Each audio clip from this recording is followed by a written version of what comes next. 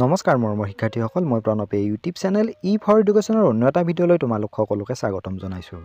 মৰমৰ শিক্ষাৰ্থীসকল, আজি মই তোমালোকৰ মাজলৈ লৈ আহিছোঁ হায়াৰ ছেকেণ্ডাৰী ছেকেণ্ড ইয়াৰৰ বিহু নামৰ বিষয়টোৰ ইউনিট নাম্বাৰ 3 বিহুৰ খাদ্য সম্ভাৰ আৰু খেল ধেমালি।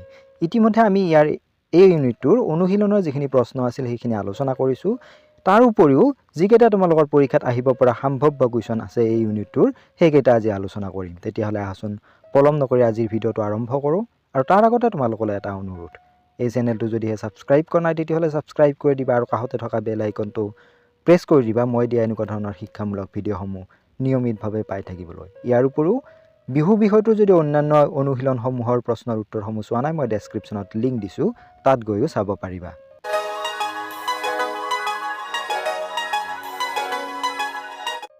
প্ৰশ্ন নম্বৰ 1, বিহুৰ পৰম্পৰাগত খাদ্য সম্ভাৰৰ শ্ৰেণী বিভাগ সম্পৰ্কে চমুকৈ লিখা।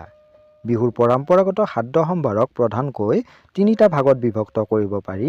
প্ৰথমটো হৈছে বিহুৰ পৰম্পৰাগত জলপান। বৃহত্তৰ অসমীয়া জাতিৰ বিভিন্ন জনগোষ্ঠীয়ে বিহু বুলি প্ৰস্তুত তথা যোগাৰ কৰা পৰম্পৰাগত জলপানৰ সামগ্ৰী ভালেখিনি। সেইবিলাকৰ ভিতৰত বহুলভাৱে প্ৰচলিতবোৰ হৈছে সান্দহ, চিৰা, আখৈ, হুৰুম, কোমল চাউল, চুঙা চাউল আৰু মাহ কৰাই। এইবিলাকৰ এক নাইবা একাধিক উপাদান সাধাৰণতে দৈ, গুড়, গাখীৰ, ক্ৰীম, ঘিউৰ আদিৰ লগত জলপান হিচাপে খোৱা হয়। দ্বিতীয়বিধ হৈছে বিহুৰ পৰম্পৰাগত পিঠা-পনা। বহুলভাৱে প্ৰচলিত বিহুৰ পৰম্পৰাগত পিঠা আৰু লাডু কেইবিধ হৈছে তিল পিঠা, ঘিলা পিঠা, সুতুলি পিঠা, পানী পিঠা, টেকেলি পিঠা বা ভাপ পিঠা, চুঙা পিঠা, আঙুলি পিঠা, তিলৰ লাডু, নাৰিকলৰ লাডু, পকা মিঠৈ আদি। তৃতীয় প্ৰকাৰটো হৈছে বিহুৰ ঔষধি খাদ্য। ইয়াৰ ভিতৰত 100 এবিধ শাকৰ আঞ্জা। ৰঙালী বিহু উপলক্ষে 100 এবিধ নিৰ্বাচিত শাকৰ আঞ্জা খোৱা পৰম্পৰা অতীজৰ পৰা অদ্যাপি চলি আহিছে। গৰু বিহুৰ দিনা ৰাতিৰ সাজত এই আঞ্জা খোৱা হয়। কোনোৱে মানুহ বিহুৰ দিনা খোৱাটো নিয়ম বুলি মানি চলে। দ্বিতীয়বিধ হৈছে সাতখাকি। নিৰ্দিষ্ট 7বিধ শাক তথা 7বিধ শাকৰ বিশিষ্ট পৰম্পৰাগত আঞ্জাক সাতখাকি বুলি কোৱা হয়। নামনি অসমৰ গাঁওসমূহত গৰু বিহু নাইবা মানুহ বিহুৰ দিনা এই আঞ্জা খোৱাৰ পৰম্পৰা প্ৰচলিত। বছৰটোলৈ বিভিন্ন ৰোগ বিশেষকৈ পেটৰ অসুখৰ প্ৰতিষেধক হিচাপে ফল দিয়ে বুলি কৰা জনবিশ্বাসতে এই লোকাচাৰ প্ৰতিষ্ঠিত। তৃতীয়বিধ হৈছে তিতা খোৱা। ৰঙালী বিহুৰ মানুহ বিহুৰ দিনাখন খালী পেটত তিতা খোৱাৰ লোকাচাৰ সমগ্ৰ অসমতে আৰু বিভিন্ন জনগোষ্ঠীৰ মাজত প্ৰচলিত। সাধাৰণতে 7বিধ নিৰ্দিষ্ট তিতা উদ্ভিদৰ নিৰ্বাচিত অংগ একেলগে পিহি লৈ খায়। সেয়ে এই লোকাচাৰক সাত তিতা বুলি কয়। বিহুৰ দিনা খালী পেটত 7 তিতা খোৱাৰ লোকাচাৰে বছৰটোলৈ ছাল, চকু, পাকস্থলী আৰু গাঁঠিৰ বিভিন্ন বেমাৰ আজাৰৰ প্ৰতিষেধক হিচাপে কাম কৰে বুলি জনবিশ্বাস আছে। দ্বিতীয় প্ৰশ্নটো হৈছে বিহুৰ তিতা খোৱা বুলিলে কি বুজা? ইয়াৰ উত্তৰটো হৈছে ৰঙালী বিহুৰ মানুহ বিহুৰ দিনা খালী পেটত তিতা খোৱাৰ লোকাচাৰ সমগ্ৰ অসমতে আৰু বিভিন্ন জনগোষ্ঠীৰ মাজত প্ৰচলিত। সাধাৰণতে 7বিধ নিৰ্দিষ্ট তিতা উদ্ভিদৰ বিভিন্ন বা নিৰ্বাচিত অংগ একেলগে পিহি লৈ খায়। সেয়ে এই লোকাচাৰক সাত তিতা বুলিও কোৱা হয়।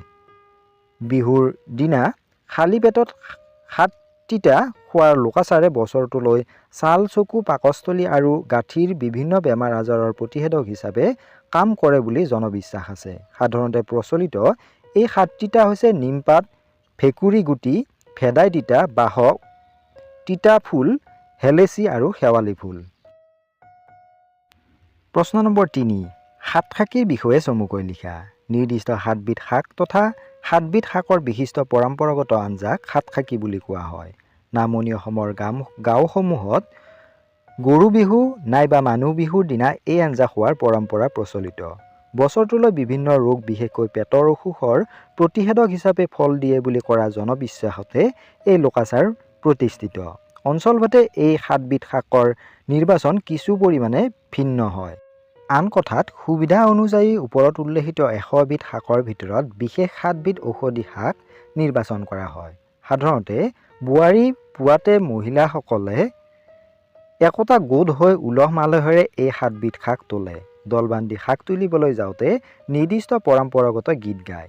কীৰ্তন আৰু নামঘোষাৰ ঘোষাপদ গোৱাৰ পৰম্পৰাও প্ৰচলিত। নদী বিল বা পুখুৰীত গা ধুই কাষৰ হাবিতলীয়া ঠাইত এই সাত খাকি তোলে। প্ৰশ্ন নম্বৰ 5 বিহুৰ খেল ধেমালিৰ বিষয়ে বৰ্ণনা কৰা।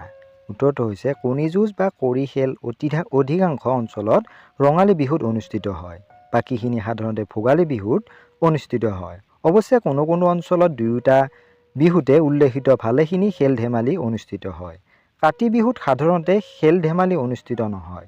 বহাগ বিহুত খেলা খেল ধেমালিসমূহৰ ভিতৰত কণী যুঁজ, কড়ি যুঁজ, শেন যুঁজ আদি অন্যতম। অৱশ্যে শেন যুঁজ আহোম ৰাজত্ব কালতে প্ৰচলিত আছিল বুলি জনা যায়। গৰু বিহুৰ দিনাখন গা ধুৱাই জা জলপান খোৱাৰ পিছতে কণী যুঁজ আৰম্ভ হয়।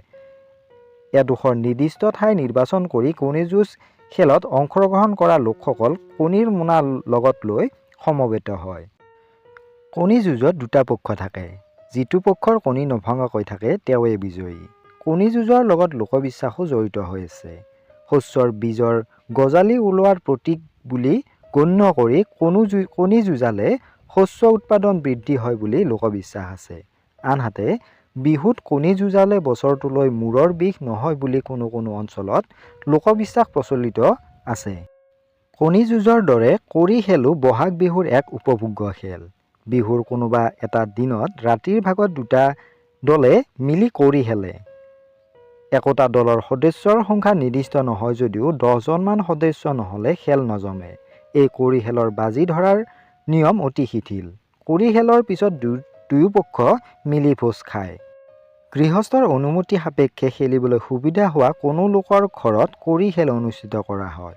পুৱতি নিশা পৰ্যন্ত কড়ি খেল খেলা হয়।